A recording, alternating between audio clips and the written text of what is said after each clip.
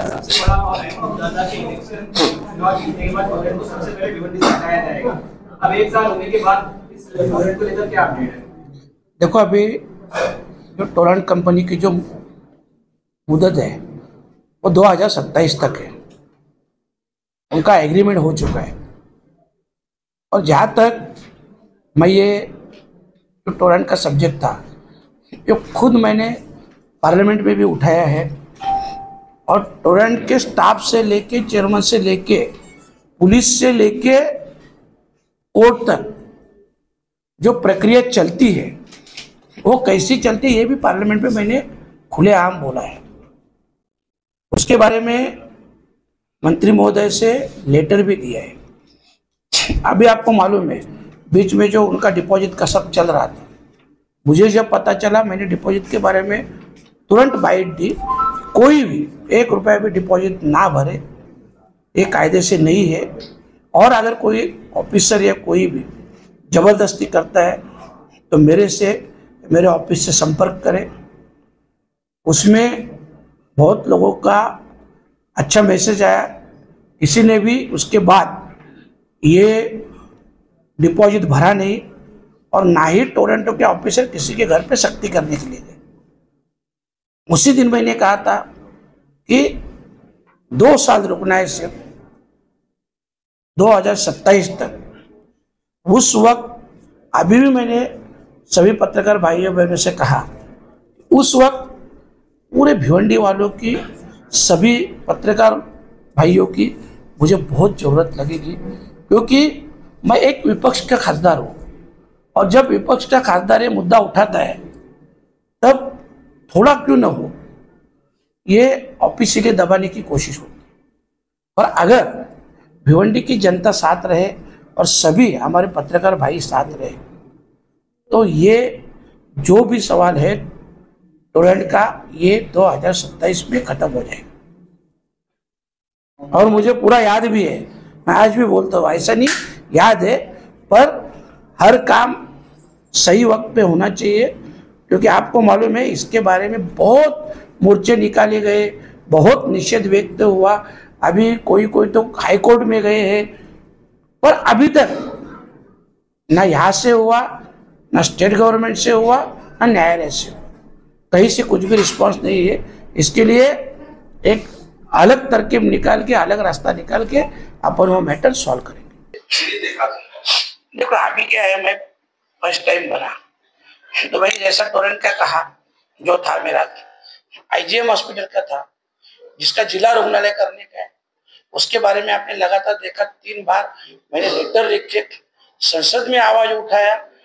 उसके बाद अभी जाके उसकी इंक्वायरी का आदेश निकाले है मंत्री महोदय जी ने, और पॉजिटिवली उसका सब फॉलोअप हो के ये जल्द से जल्द जिला रुग्णालय हो जाएगा।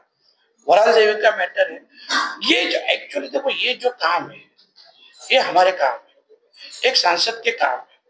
बाकी देखो, जो मैंने सब जो ऐसे काम लाए भिवंडी शहर के लिए, कम से कम 7.5 करोड़ के काम लाए। पर ठीक है, वो काम में मैं खुद ही फॉलोअप किया, खुद लेटर पे लाए। किसी नगर सेवक का, किसी एमएलए की सिफारिश नहीं, वो खुद मेरी ही सिफारिश थी। और मैंने ही पालक मंत्री महोदय रहेंगे, जो भी डिपार्टमेंट के मंत्री, उससे रिक्वेस्ट करके वो निधि लाया है। पर उसमें हमारा सबसे बड़ा काम है, ये सब जो सेंट्रल गवर्नमेंट के अंडर में आते हैं, एनएचआई रास्ते का रहेगा, रेलवे का रहेगा, ये बड़े बड़े प्रोजेक्ट, जैसे आपको बोला कि जो अनगांव के आगे जो एग्जिट की जरूरत थी, जो एग्जिट से हजारों लोगों को काम मिलेगा, लाख लोग बोलेंगे तो भी कुछ वांदा नहीं आएगी, इतने लोगों को काम मिलेगा, वहां एग्जिट नहीं थी। अभी लगातार 6 महीने से उनके पीछे लग के अभी जाके वो एग्जिट के लिए एक प्रपोजल बनाया गया, और वो प्रपोजल अभी एनएचआई की ओर से गडकरी साहब के यहाँ भेजा गया है, जो 200 करोड़ का है। अगर ये प्रोजेक्ट हो जाता है तो उससे हजारों एकड़ लैंड डेवलप हो जाएगी और लाखों लोगों को काम मिलेगा। ये ऑलरेडी हमारे काम है। भिवंडी का आपको बोलता हूँ, भिवंडी में जो कचरा आप देखते हो कि इतना बड़ा समस्या है, उसके बारे में भी कमिश्नर साहब से मेरा मीटिंग हुआ है। एक प्रोजेक्ट जो खुद जिसका प्रस्ताव मैंने लाया है इसमें ये भी बोलता हूँ, वो 500 करोड़ का प्रोजेक्ट है जिसमें पूरे कचरे पे प्रक्रिया की जाएगी और वो प्रक्रिया के बाद में उसका फायदा भी होगा और जो कचरा है वो भी साफ होगा। और जल्द ही ये मीटिंग हमारी जो है ये जल्द ही कमिश्नर, मैं बात तो है कमिश्नर साहब से बात हुआ है, जो प्रोजेक्ट करने वाले उनसे बात हुआ है और जल्द ही हमारे तीनों की मीटिंग हो जाएगा। ये भी प्रोजेक्ट भिवंडी के लिए मैं लाएगा 500 करोड़ का प्रोजेक्ट। जैसे कि सर आपने आईजीएम की बात की कि आईजीएम हॉस्पिटल को जो है आपने केंद्र सरकार के जो भी संबंधित अधिकारी के समक्ष रखा है, ये बात पिछले 7 सालों से चल रही है आईजीएम अस्पताल को लेकर, लेकिन आज आईजीएम अस्पताल 10 की 10 ही पड़ा हुआ है।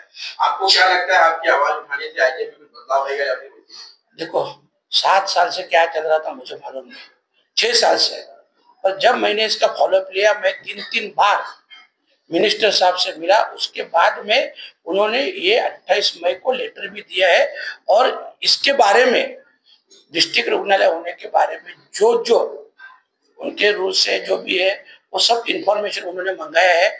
और उसके बारे में तुरंत जब उन्होंने लेटर लिखा उसके बाद में 5 जून को तुरंत मैंने मीटिंग भी लगाया जिसमें पूरे डिस्ट्रिक्ट के हेड सभी डीएचओ, डीडी, हमारे भिवंडी हॉस्पिटल की पंधारे मैडम सब लोग थे और सभी लोगों से उसके बारे में इंस्ट्रक्शन भी दिया है और मुझे पूरी उम्मीद है कि होगा। क्योंकि इसके पहले आप बताओ ना, जो भी खासदार थे उन्होंने ये फॉलो भी लिया था कि कभी ये मांग भी की थी, कभी ये मिनिस्टर से मिले थे, मैं तो आपको सब लेटर भी दिखाऊंगा।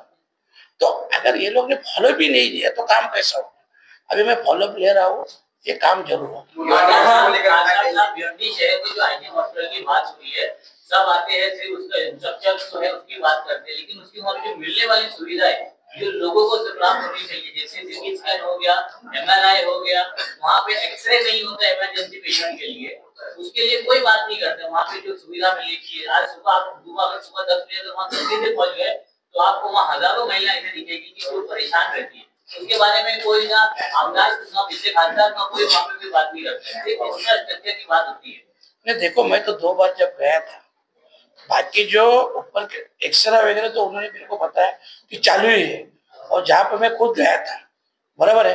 बाकी जो सुविधाएं जो एक्चुअल क्या है, ये उप जिला रुग्णालय है, तो जिला रुग्णालय में जो फैसिलिटी मिलती है उसके लिए तो अपन उसके पीछे पड़े ना कि जिला रुग्णालय हो जाए, ताकि सभी फैसिलिटी जो आदर्श भिवंडी अपना थाना के शिविर में मिलती है, छत्रपति शिवाजी हॉस्पिटल में मिलती है, ये पूरी सुविधा है अपने यहाँ मिले।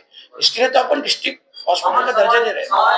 ये ऑलरेडी फैसिलिटी है, लेकिन वो ऑपरेट नहीं हो रही है। डॉक्टर जो है ओपीडी में उनकी सैलरी मिल रही है, लेकिन वो अपॉइंट नहीं रहते, वहाँ पे जगह पे नहीं रहते।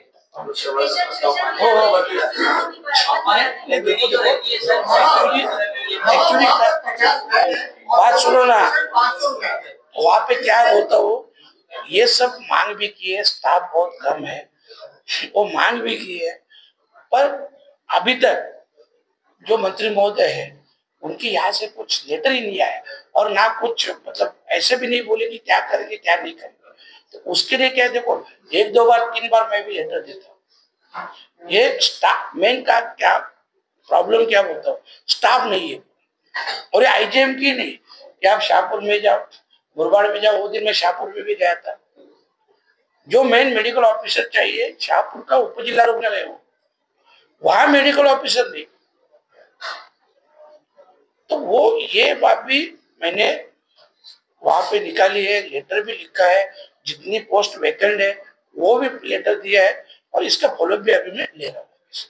वहाँ एक मुद्दा और है कि शहर में एक ही मात्र मीनाबाई भाटिया हॉल है, कई सालों से बंद है और पिछले 2 सालों से वो रिपेयर हो रहा है। इसकी रिपेयरिंग का जो टाइमिंग है वो खत्म हो चुका है, अभी तक वो नहीं हो पाया, कलाकार उसमें घरों बैठे हुए। दूसरा मुद्दा ये है कि भिवंडी में एकमात्र सलाहकार हाउस है, वो कई सालों से बंद है। खातिर लोग यहाँ वहाँ जाकर जो है सलाह करते हैं, जिससे बहुत परेशानी होती है, पुलिस का भी बहुत सारा और लोगों को खाना नुकसान उठाना पड़ता है।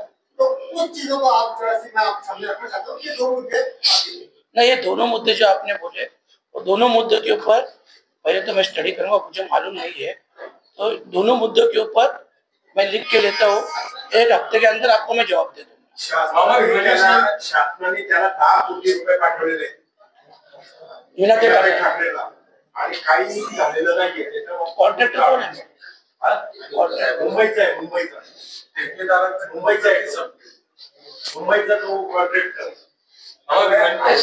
सभी माहिती और भिवंडी शहर में लगातार हो रही ट्रैफिक को लेकर अभी तक आपने उस पर क्या काम किया और आगे जो है क्या प्लानिंग होने वाली है? देखो, ट्रैफिक के बारे में तो आपको मालूम है, मैं 4 मीटिंग ले चुका हूँ कंटिन्यू। मैं 1-1, 2-2, 3-3 दिन कंटिन्यू खड़ा भी रह चुका हूँ। ये ट्रैफिक का जो प्रॉब्लम था, सभी ऐसे नहीं, ट्रैफिक सीनियर पीआई रहेंगे, डीसीपी रहेंगे, एमएसआरडीसी के ऑफिसर रहेंगे, पीडब्ल्यूडी के ऑफिसर रहेंगे, सबसे 4 बार मीटिंग हो चुका है।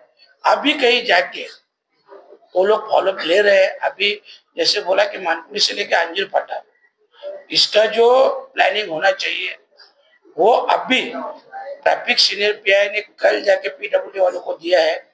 उसका कहाँ एंट्री होना चाहिए, कहाँ एग्जिट होना चाहिए, कहाँ पे वो डिवाइडर डालना चाहिए, ये अभी सब आज उनको प्लान दे रहे हैं। तो वो हिसाब से पहले ये 2 रास्ते का कर लेंगे, यहाँ से और यहाँ से। क्योंकि देखो, भिवंडी से जो गाड़ी आती है, अगर वो सीधा अंजुर पाटे से लेके मानपुरी से निकले तो शहर में भी ट्रैफिक नहीं हो। यहाँ जब ट्रैफिक होती है तो शहर में वो ट्रैफिक रुकवा ही जाती है। तो इसके लिए ये नेक्स्ट वीक तक ये दोनों असली से लेके अंजुर पाटा से लेके मानपुरी। ट्रैफिक अधिकारियों का कहना है कि शहर में इतने ज्यादा खड्डे हैं, वो खड्डे की वजह से ट्रैफिक की समस्या बढ़ रही है, उसके बारे में क्या? देखो, वो तो खड्डे तो मेन समस्या का कारण है। आपको मालूम है, जितने रास्ते हैं आप देख रहे हैं, जहाँ रास्ते का प्रॉब्लम हो जाता है वहीं पे तो ट्रैफिक हो जाती है। ट्रैफिक भी होती है, एक्सीडेंट भी होते हैं, सब कुछ होता है। तो इसके लिए इसके बारे में बहुत बार हम लोग कंटिन्यू लेटर लिखते रहते हैं। मैं कल भी मंत्रालय में था, कल भी मंत्री महोदय से मिला हूँ। ये सब बारे में मेरा कंटिन्यू फॉलोअप चल रहा है। मामा, एक सवाल ये है, जिस तरह से देखा जाए कई ये रोड का काम जो है, कि काम की शुरुआत हो चुकी है और वो चल भी रहा है, ऐसे में कई सड़क दुर्घटनाएं वहां पर होती है, बहुत लोगों की जाने जाती है। ऐसे में जो ठेकेदार जिस कंपनी के माध्यम से रोड का काम किया जा रहा है, उसका पर कार्रवाई क्यों नहीं होता? क्योंकि कहीं ना कहीं लापरवाही देखनी होती है। देखो, ये तो अपन एक बार राज्य सरकार से पूछेंगे। क्यों बोलता हूँ, ऐसा पहला मैटर नहीं है। ऐसे वाड़ा मनोर रास्ते पे कितने लोग एक्सीडेंट हुए, कितने लोग ऑफ हुए, कितने लोगों को हैंडीकैप हुए, मतलब अपंगत्व आया। ये गवर्नमेंट एक्चुअली उसमें कुछ एक्शन ही नहीं ले रहे। तो आपको क्या लगता है ठेकेदार? जैसे आपको बोलता हूँ, गए साल जो अक्टूबर का हिमालय अधिवेशन हुआ था, आपको मालूम रहेगा, प्रवीण दरेकर ने एक सवाल उठाया था, जो सवाल के माध्यम से तभी मंत्री महोदय थे रविंद्र चौहान साहब ने उसी वक्त बताया कि नीलेश सांबरे को ब्लैक लिस्ट में डाल दो, जिजाऊ को, और उसकी एसआईटी इंक्वायरी करो। कुछ हुआ गया? ये लोग क्या है, ठेकेदार लोग जो है ना, ये जिसकी सरकार आई उसमें भाग जाते हैं, उनके गोद में छिप जाते हैं। पर ठीक है, अभी उनके बारे में भी मेरी सब जो इंक्वायरी चालू है, उनके खिलाफ भी मैंने लेटर दिए जहाँ जहाँ उनका प्रॉब्लम है। जैसे अभी आपको बोला 3rd पार्टी ऑडिट, जिसका आज कल में मेरे हाथ में रिपोर्ट आएगा, उसका भी एक 10-15 दिन के अंदर उसने जो कई पैसे, कई करोड़ रुपए डायरेक्ट निकाल के खाए, मतलब टेंडर है भसाड़े साहब का नाम का, और पेमेंट मेरे नाम पे आया, और वो 2-5-10 करोड़ नहीं है, 80-85 करोड़ का ऐसा मामला है, और बाकी तो काम किए ही नहीं। ऐसे बहुत से काम है जिसकी सबकी इंक्वायरी मैंने लगाया है। तो ये